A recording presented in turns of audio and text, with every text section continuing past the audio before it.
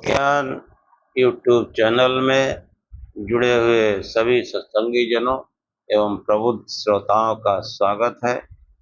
सभी का अभिनंदन है और सभी को मेरा प्रेम पूर्वक जय श्री। पिछले आख्यान में सुख दुख ज्ञान इसके संबंध में चर्चा हुई कि सुख दुख का जो अनुभव है उसका ज्ञान से अंतर है और यहाँ पर ज्ञान का तात्पर्य आत्मज्ञान से है। और वो कैसा आत्मज्ञान? निर्विकल्पक समाधि वाला, निर्विष समाधि वाला। उस ज्ञान का जो है सुख दुख से अंतर है। सुख दुख से कोई उसका लेना देना नहीं। वहाँ सुख दुख जो है वो नहीं भासते, समअवस्था में रहते हैं। ऐसे ही जब कोई मनुष्य योग मार्ग को अपनाता है तो सुख दुख जो है उससे उसका पीछा छूटने लगता है, क्योंकि योग में जो मूल सिद्धांत जो काम करता है वो है चित्त वृत्तियों का निरोध। तो जब मन से ही सांसारिक वस्तुओं का निरोध हो जाता है, सांसारिक विषयों का निरोध हो जाता है, तो उन्हीं से सुख दुख होते हैं। और जो आत्म तत्व है वो आनंद स्वरूप है। तो वो उन सुख दुख का जो है वो अतिक्रमण कर जाता है। इस बात को पिछले आख्यान में समझाने का प्रयत्न किया गया और आज का आख्यान जो है इसी के आगे जो है जो उपदेश महर्षि कणाद ने किया है अपने वैशेषिक शास्त्र में, उसी से आज का आख्यान आरंभ करेंगे।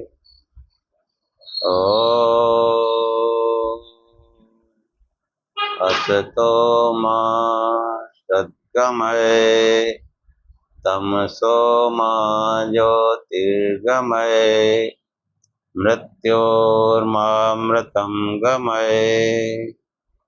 हे परम गुरु परमात्मा, हमें असत्य से सत्य की ओर ले चलो, अंधकार से प्रकाश की ओर ले चलो तथा मृत्यु से अमरता की ओर ले चलो।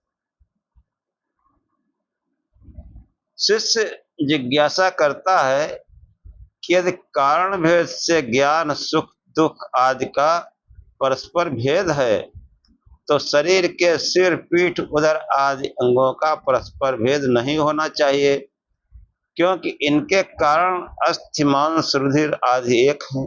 कारण एक होने पर इनका भेद क्यों है? ऐसा जो है शरीर का उदाहरण देते हुए शिष्य ने जिज्ञासा की। उसका उत्तर देते हुए सूत्रकार महर्षि कणाद कहते हैं कि एक देश इत्येकस्मिन् शिरः पृष्ठमुदरं मर्माणि तद्विशेषः तद्विशेषेभ्यः।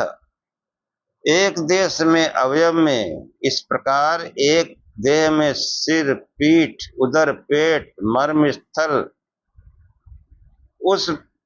उस रूप में विलक्षण व्यवहार होता है। यह उनके कार्य विशेष से है कि सभी का एक जैसा तो व्यवहार होता है ना, विलक्षण व्यवहार होता है। एक देह में अनेक अवयव हैं, किसी एक अवयव में सिर इस प्रकार व्यवहार होता है, किसी अन्य में पीठ, किसी अन्य में उदर तथा कहीं अन्य में ये मर्म स्थल हैं।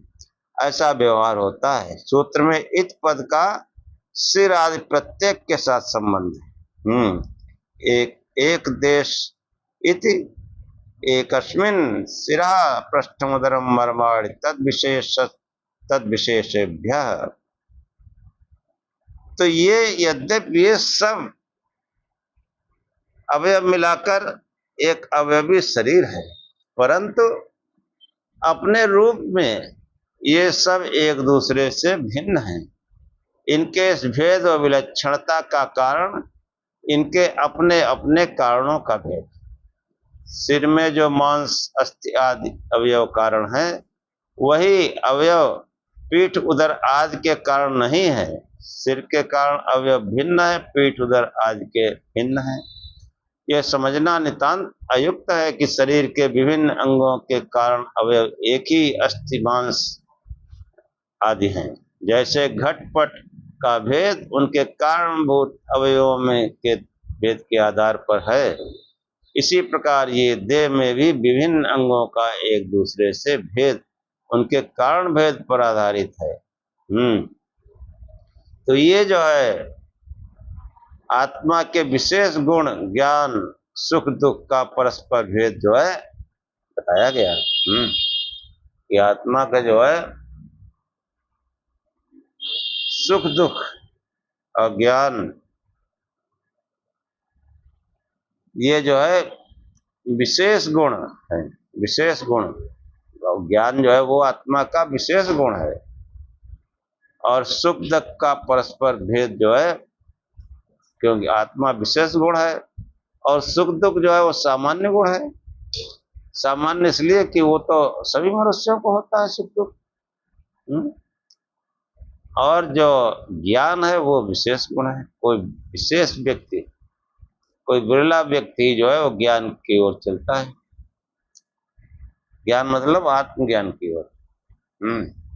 अन्यथा जो है सांसारिक मनुष्य जो है अपना सुख दुख में रहते हैं। क्योंकि सुख और दुख के विषय में जो बताया गया, तो सुख वो है किसी भौतिक पदार्थ की प्राप्ति सुख है, और किसी अप्रिय पदार्थ का प्राप्त होना दुख है, या किसी प्रिय पदार्थ का नष्ट हो जाना, छूट जाना, चला जाना, उससे भी दुख होता है। लेकिन ये जो ज्ञान है वो इन सब से उसका भेद है। इन सब से उसका बहुत बड़ा अंतर है। कि वो जो है इन सुख दुख को, इन पर जब कोई धीर पुरुष विचार करता है तो वो जान जाता है कि ये जो सांसारिक पदार्थ हैं, जो भौतिक पदार्थ हैं, इनमें वास्तविक सुख नहीं है। जो इनके मूल में है वास्तविक सुख वहां है। ये वो भली प्रकार जान जाता है। और यही शास्त्र का प्रयोजन है कि वो जो है जब कोई आत्मज्ञान की ओर चलता है, योग साधन को अपनाता है, तब जो है वो कुशल हो जाता है। कुशल कि जो है भगवत गीता में आया कि कर्मों में कुशलता ही योग है। हाँ, अब ये कर्मों में कुशलता कैसे आएगी? योग के द्वारा आएगी। कि जो बुद्धिमान व्यक्ति है वो शुभ अशुभ कर्म जो सुख दुख का कारण है इनको छोड़ देता है।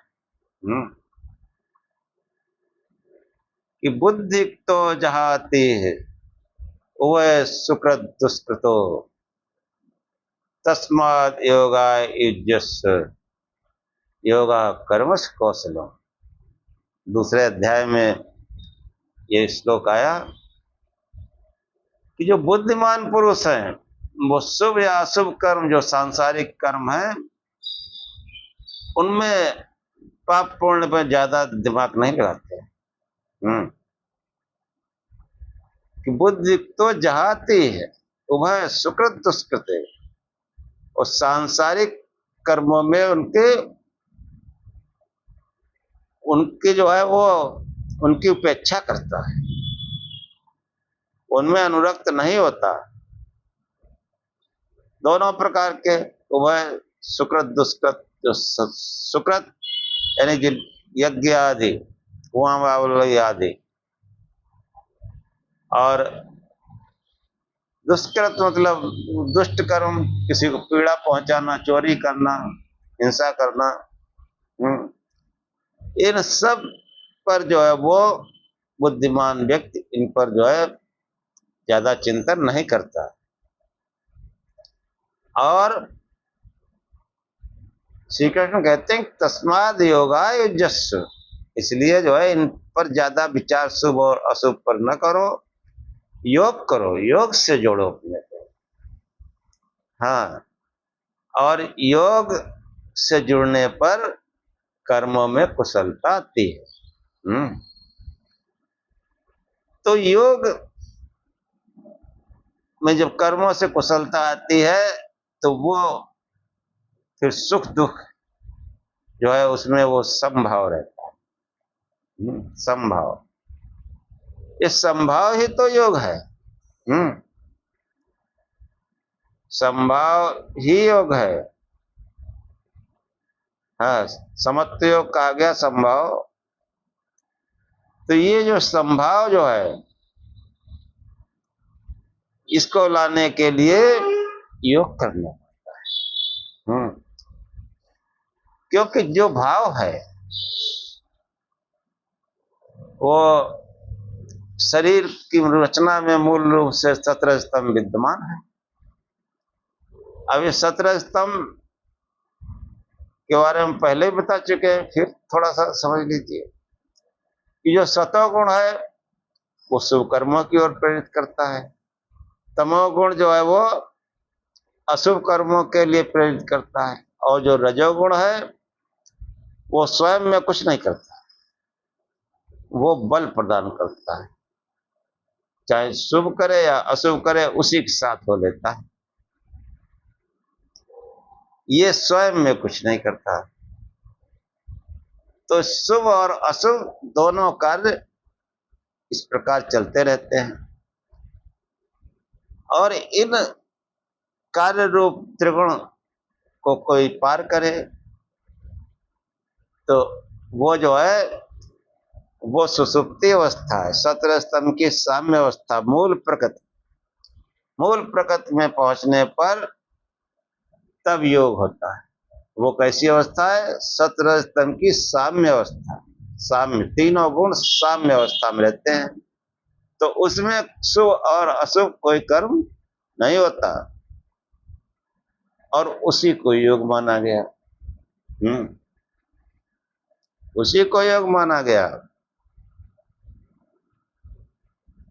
कि जो है योगस्थ कुरु कर्माणि संग त्यक्त्वा धनंजया सिद्धि असिद्धि समो भूत्वा समत्वम योग मुच्यते।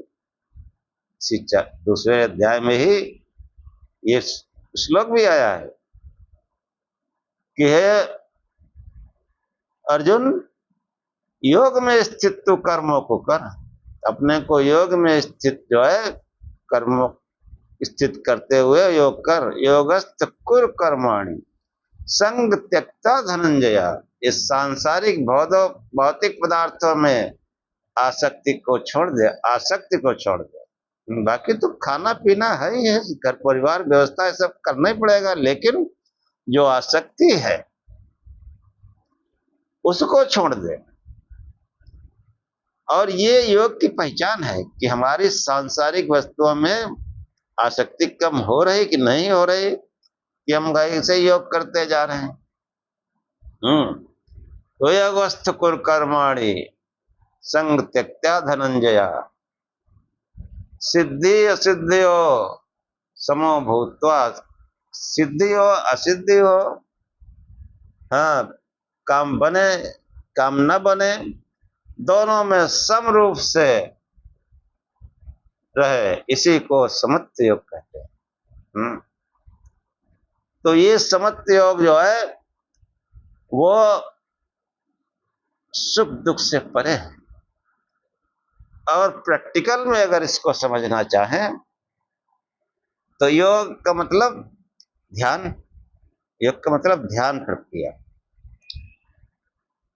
और मुख्य रूप से जो सांख्य को योग मतलब ज्ञान मार्ग कहा गया, तो ज्यादा कुछ सोचना नहीं है। सांख्य में तीन ही चार ही अंग बताए गए योग के, कि आसन, धारणा, ध्यान और समाधि। तो दो चीजें के लिए हमको प्रयत्न करना पड़ता है, बाकी दो चीजें अपने आप होती हैं। तो पहला प्रयत्न करना है आसन के लिए, कि हम आसन बैठ जाएं। कैसा आसन हो कि भगवत गीता में कहा गया कि समम काय शिरो ग्रीवा धारयन् अचलम स्थिरा संप्रेक्षन् नासिकाग्रं स्वं दिशश्चानवलोकयन्। कि जो है समम काय शिरो ग्रीवा, काया, सिर और गर्दन को एक सीध में रखे।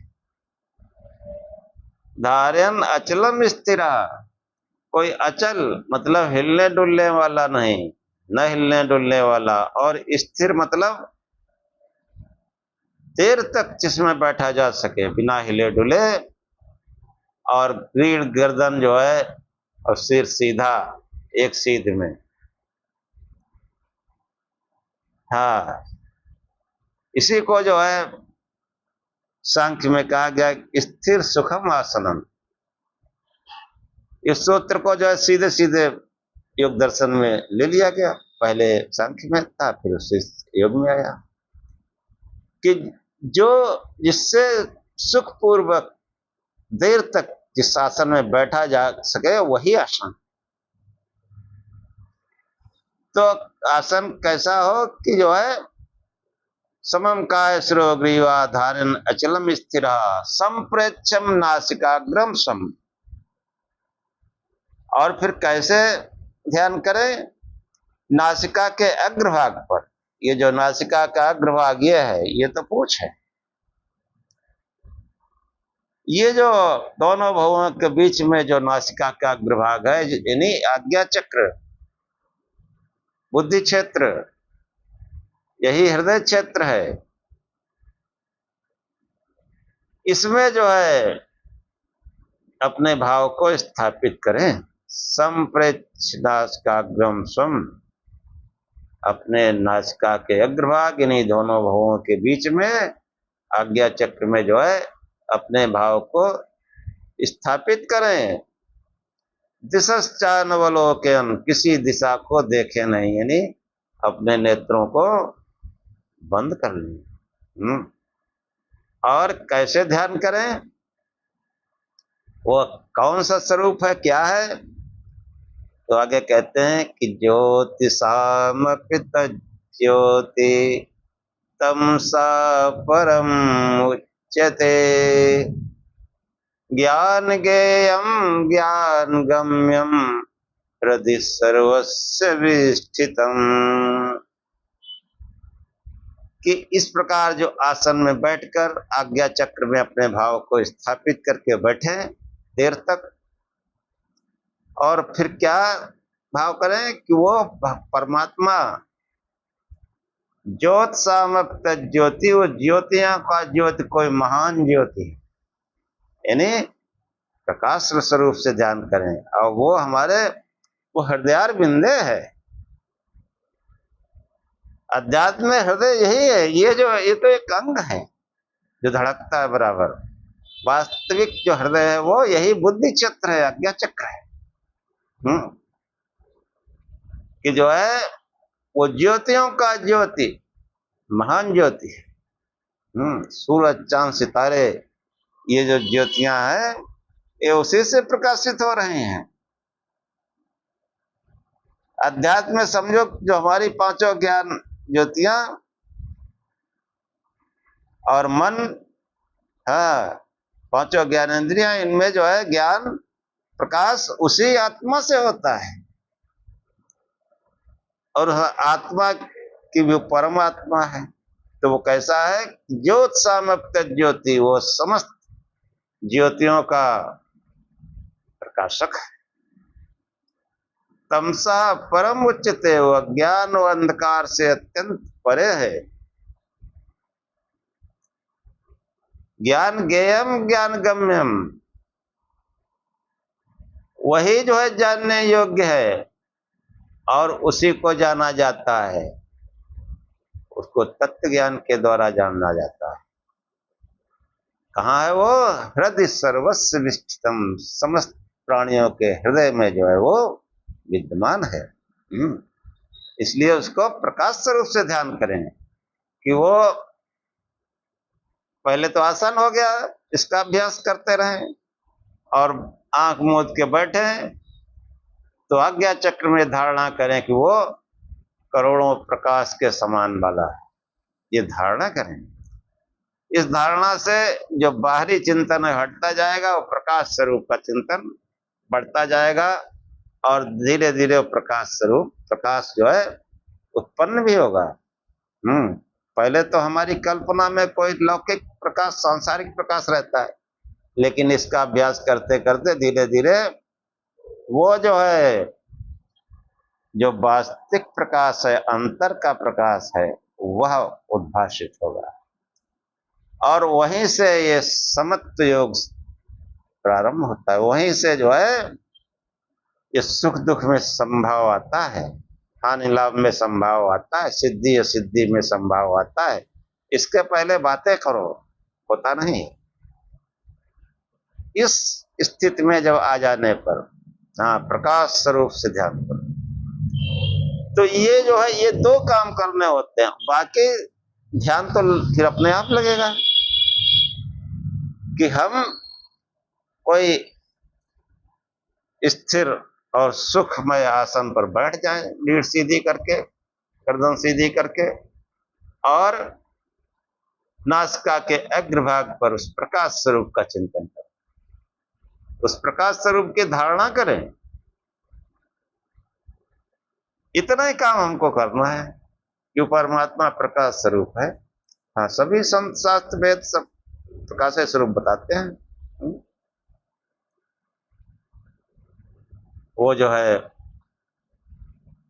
शंकराचार्य ने भी कहा है कि सोयम आत्मा स्वयं ज्योति पंचकोश विलक्षणा अवस्था त्रय साक्षी सन्निर्विकारो निरंजना सत्स्वरूपा सविज्ञेया स्वात्मनेव विपश्चिता। कि आत्मा स्वयं ज्योति, स्वयं प्रकाश है। इसमें जो है कोई प्रकाश अंदर, क्योंकि अंदर कोई प्रकाश आप कैसे प्रज्वलित करेंगे? वो ध्यान की रगड़ से, इड़ा पिंगला की रगड़ से, वो जो है ध्यान की रगड़ से वो प्रकाश उत्पन्न होता है। और जो प्रकाश उत्पन्न होता है उसी के पीछे पीछे चल दो। अब वो सम अवस्था आ रही है और प्रकाश फिर अपने रंगों रूपों को बदलता जाता है, और ये जो है मनुष्य में उसके द्वारा, उसी के द्वारा ज्ञान प्रकट होता है, उसी से पवित्रता आती है, कि ज्ञान जो है वो पवित्र करने वाला है। कि जो है ज्ञान, असली ज्ञान यही है कि आंख मूंदते अंधेरा है, काहे का ज्ञान है? और जब प्रकाश होगा तभी तो ज्ञान होगा। जिस मिट्टी ईंट पत्थर के जो है मकान में रहते हैं, उसमें जब गुप्त अंधेरा हो जाता है तो डर लगने लगता है। कहते दिया जलाओ, कोई बरसात में आंधी आंधी आ जाए तो अंधेरा हो जाता है, कहते घबराने लगता है मनुष्य। और इस घर में जो वास्तविक घर है जहां हम रहते हैं, वहां तो कोई प्रकाश नहीं,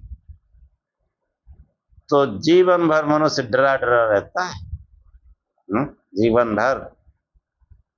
अब जब कोई प्रकाश हो तो ज्ञान हो, और उस ज्ञान में सब, जैसे घर में प्रकाश आ जाता है तो हर चीज व्यवस्थित दिखाई देती, कहाँ सोफा रखा, कहाँ कुर्सी है, कहाँ बर्तन है, कहाँ क्या है, तो वो उसके लिए आसान हो जाता है। यही जो है कर्मस कौशलम, यही कर्मों में कुशलता आ जाती है कि वो जो यथार्थ जहाँ जैसा होना चाहिए वैसा करता है, वो स्वतः होता है क्योंकि बुद्धि में प्रकाश है। स्वयं आत्मा स्वयं ज्योति पंचकोश विलक्षण, इन पांचों कोश से विलक्षण है। इन पांचों कोशों का ज्ञान आत्मज्ञान नहीं है। इन पांचों कोशों को साधना के द्वारा प्राप्त करने पर जब कोई पार करता है तो वो ईश्वरीय क्षेत्र प्रारंभ होता है, तो ईश्वरीय क्षेत्र में पहुंचता है। यानी विशुद्ध ज्ञान में ये जो यहाँ पर सुख दुख और ज्ञान की जो बात की गई उसी को समझाने का प्रयत्न कर रहे हैं कि सुख दुख क्या है और ज्ञान क्या है। तो ज्ञान जो है जब तक पांच कोश मतलब वो शरीर ही तो है, स्थूल सूक्ष्म कारण है तो शरीर ही, और ये शरीर जो है पांच कोश है तो नीचे वाले तो दोनों बिल्कुल जड़ हैं, अन्नमय प्राणमय मनोमय भी जड़ ही है। विज्ञान में जो है उसमें फिर कुछ ज्ञान प्रारंभ होता है, उसमें ज्ञान प्रारंभ होता है, लेकिन विशुद्ध नहीं। विशुद्ध तब होता है जब विज्ञानमय और आनंदमय इन दोनों को पार कर जाए, तब वो ज्योतिषमान जो है वो आत्मा प्रकाशित होता है। ऐसा जो है हमारे संत शास्त्र कहते हैं कि स्वयं आत्मा स्वयं ज्योति पंचकोश विलक्षण है, इन पांचों कोशों से परे है। और पांच कोश यहाँ तक सुख दुख का अनुभव होगा, सुख दुख का अनुभव तो यहीं तक होगा, मनोमय मन के बाद में वैसे भी सुख दुख का कुछ नहीं, और मनोमय के बाद विज्ञान में वहां विज्ञान प्रारंभ हो जाता है और फिर आनंद प्रारंभ हो जाता है। तो आनंद भी जो है वो शरीर से संबंधित है, और जो विशुद्ध आत्मा का जो स्वरूप है वो इन पांचों कोशों से परे है, विलक्षण है, अवस्था त्रय साक्षी। जो शरीर में तीन अवस्थाएं हैं, जागृत स्वप्न सुषुप्ति, इन सब का वो साक्षी है, दृष्टा है। सन्निर्विकारो, वहां पर ये मनुष्य बिल्कुल विकार रहित हो जाता है, अपने स्वरूप में स्थित होता है, जो है स्वयं आत्मा स्वयं ज्योति पंचकोश विलक्षण अवस्था त्रय साक्षी सन्निर्विकारो निरंजना सत्स्वरूपा। हाँ, कि वो निर्विकार है, निरंजन है, मतलब बिल्कुल वहां पर शांत है, नितांत शुद्ध है। सत्स्वरूपा, वह सत्स्वरूप है, सविज्ञेया, वही जानने योग्य है। विद्वानों को उसी को जानना चाहिए। सत्स्वरूपा सविज्ञेया स्वात्मदेव विपश्चिता, विपश्चिता मतलब विद्वान पुरुषों को वही जानने योग्य है। और कैसे जाना जाता है? स्वात्मदेव, अपने आत्म तत्व के द्वारा। उस आत्म तत्व का चिंतन करो, प्रकाश स्वरूप है। तो वो जो है इस प्रकार से ध्यान करना चाहिए हमारे, और इस प्रकार जब कोई ध्यान करता है तब ज्ञान प्रकट होता है, और उस ज्ञान में सुख दुख का कुछ नहीं, सुख दुख से ऊपर हो जाता है। हाँ, तभी वो जो है समता भाव आता है, समत्व योग आता है, अन्यथा नहीं।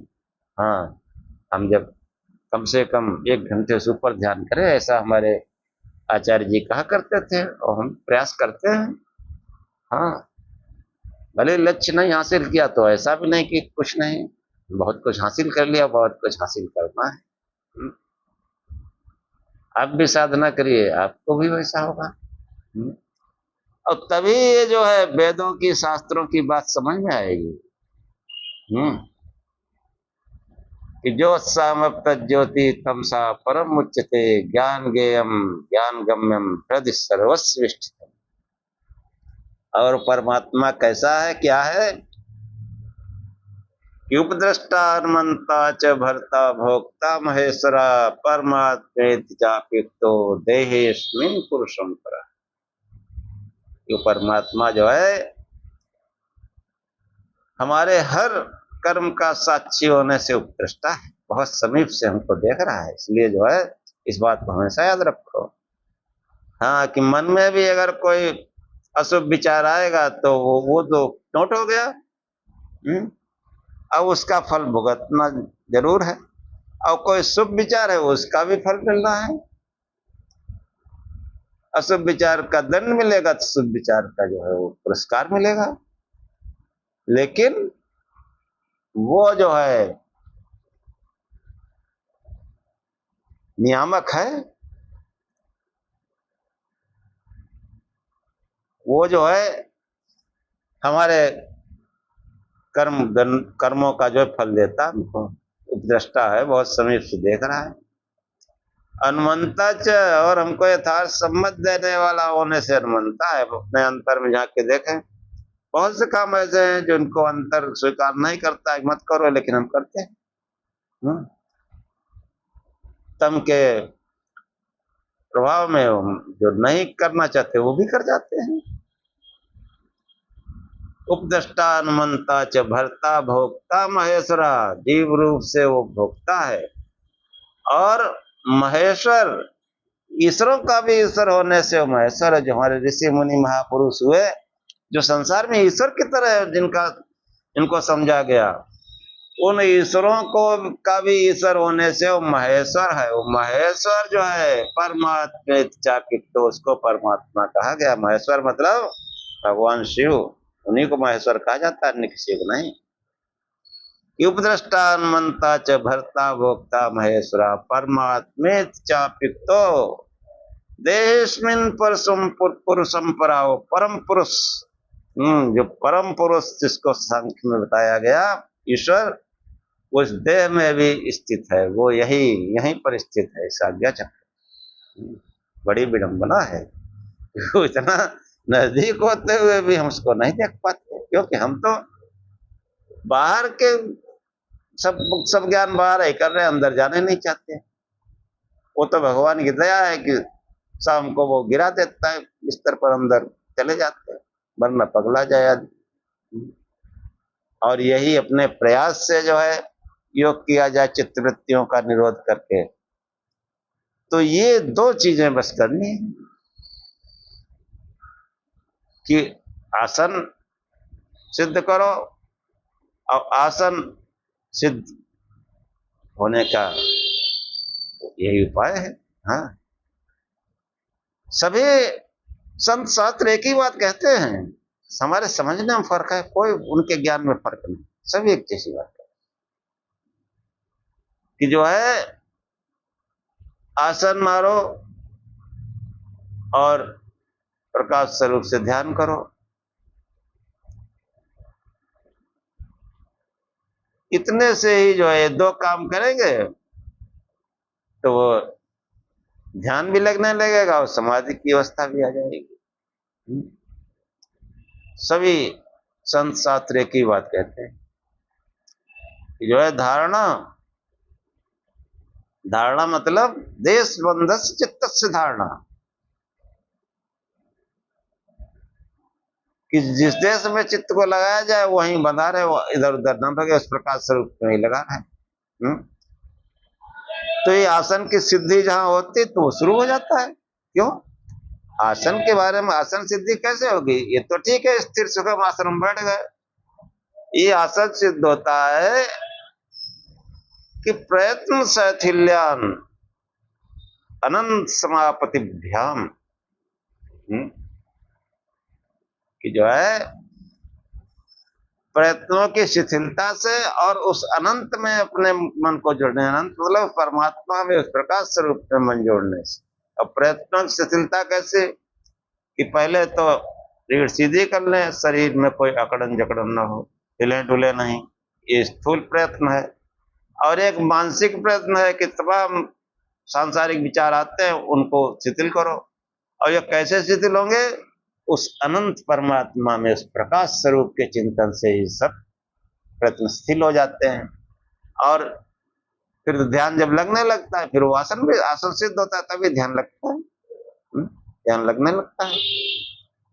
और ध्यान लगने लगा, क्योंकि प्रयत्न शिथिल करने से, मानसिक प्रयत्न जब शिथिल होते हैं तो वो अपने आप ऑटोमेटिक वहां प्राणायाम भी हो जाता है, अपने आप समावस्था में आते ही अपने आप बाह्य अभ्यंतर विषयाक्षेपी चतुर्थ। पतंजलि कहते हैं प्राणायाम कैसे सिद्ध, बाह्य अभ्यंतर विषयाक्षेपी। आसन मार्ग बैठो, ये मत सोचो सांस कहाँ जा रही, दाया नथना बाया नथना बंद करते हैं, दम फूल रही है, ये कुछ मत करो।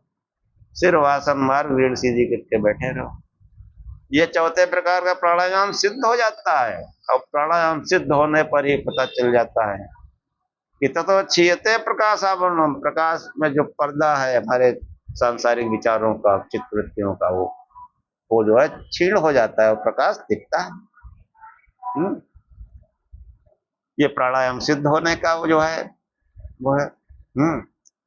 और फिर इसी से फिर प्रत्याहार अपने आप हो जाता है। यही सब अभ्यास करते रहो, प्रत्याहार हो जाएगा। अवधारणा, ध्यान, समाधि सब हो जाएगा। तो हमको आसन मार के बैठना है और प्रकाश स्वरूप में ध्यान लगाना है, बस इतना ही करना है। बाकी सब अपने आप। और परमात्मा जो है महेश्वर है, उसका सर्वोत्तम नाम शिव है। शिव शिव जपते रहो, प्रकाश स्वरूप ध्यान करते रहो। हाँ, यही जो है सुख दुख और ज्ञान में अंतर है। क्योंकि सुख दुख और ज्ञान ये जल्दी समझ में आने वाली बात नहीं है। कि महर्षि कणाद ने जो कहा कि सुख और दुख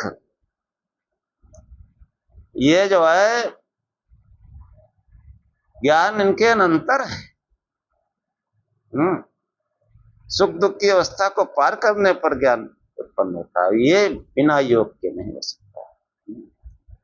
खूब शिव शिव जपो, प्रकाश स्वरूप से ध्यान करो, भगवान भोलेनाथ की फोटो लगा लो, बस और कुछ नहीं करना, अपने आप सब होगा। यहीं से आज का आख्यान समाप्त करते हैं। ओम सहनाववतु सहनौ भुनक्तु सह वीर्यं करवावहै तेजस्विनावधीतमस्तु मा विद्विषावहै।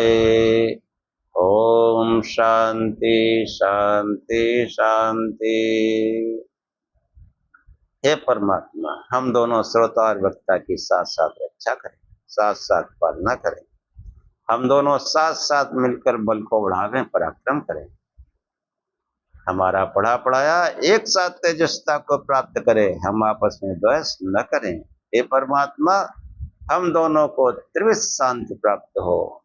हमारे जीवन में दैहिक दैविक भौतिक किसी प्रकार का कष्ट न आए। ओम शांति शांति शांति। जय शिव।